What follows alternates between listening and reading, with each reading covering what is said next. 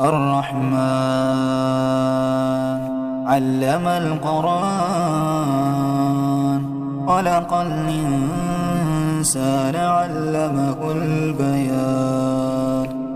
الشمس والقمر بحسبان والنجم والشجر يسجدان والسماء رفعها ووضع الميزان ألا تطغوا في الميزان وأقيموا الوزن بالقسط ولا تخسروا الميزان والأرض وضعها للأنام فيها فاكهة والنخل ذات الأكمام والحب ذو العصف والريحان فبأي آلاء ربكما تكذبان خلق الإنسان من صلصال كالفخار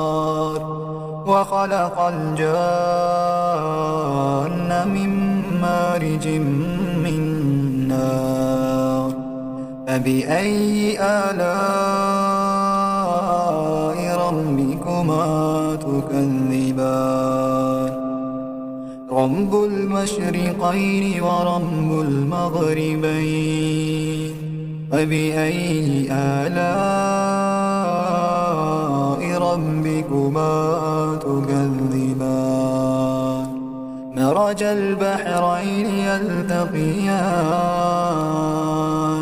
بينهما برزخ لا يبغيان فبأي آلاء ربكما تكذبان يخرج منهما اللؤلؤ والمرجان فبأي آلاء ربكما تكذبان وله الجوار المنشآت في البحر كالأعلام فبأي آلاء ربكما تكذبان كل من عليها فان كل من عليها فان كل من عليها فان ويبقى وجه ربك ذو الجلال والإكرام فبأي آلاء ربكما تكذبان يسأله من في السماوات والأرض كل يوم هو في شأن فبأي آلاء ربكما تكذبان سنفرغ لكم أيها الثقلان فبأي آلاء ربكما تكذبان يا معشر الجن والإنس إن استطعتم أن تنفذوا من أقطار السماوات والأرض فانفذوا لا تنفذون إلا بسلطان فبأي آلاء ربكما تكذبان يرسل عليكما شواظ من نار ونحاس فلا تنتصران فبأي آلاء ربكما تكذبان فإذا انشقت السماء فكانت وردت وردة كالدهان فبأي آلاء ربكما تكذبان فيومئذ لا يسأل عن ذنبه إنس ولا جان فبأي آلاء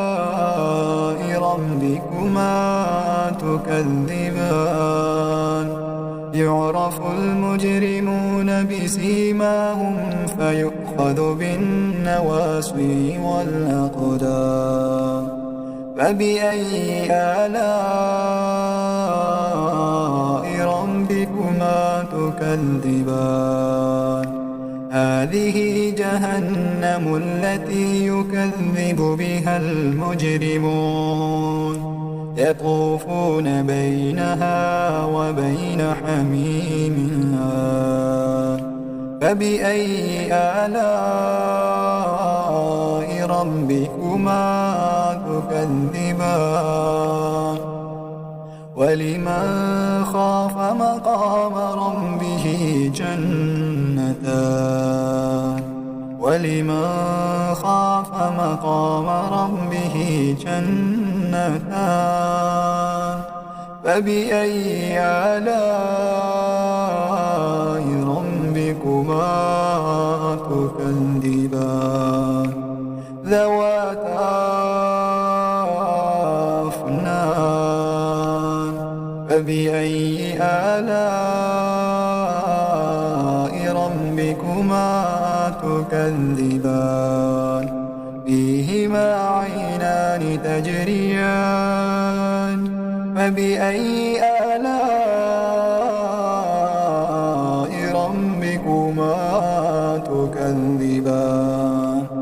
متكئين على فرش بطائنها من استبرق وجنى الجنتين دان فبأي آلاء ربكما تكذبان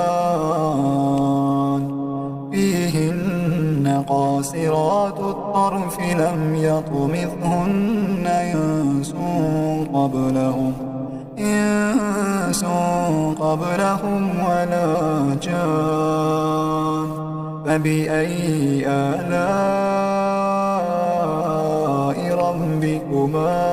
تكذبان كأنهن الياقوت والمرجان فبأي آلاء ربكما تكذبان هل جزاء الإحسان إلا الإحسان فبأي آلاء ربكما تكذبان ومن دونهما جنتان فبأي آلاء ربكما تكذبان مدهامتان فبأي آلاء ربكما تكذبان فيهما عينان نضاختان فبأي آلاء ربكما تكذبان فيهما فاكهة ونخل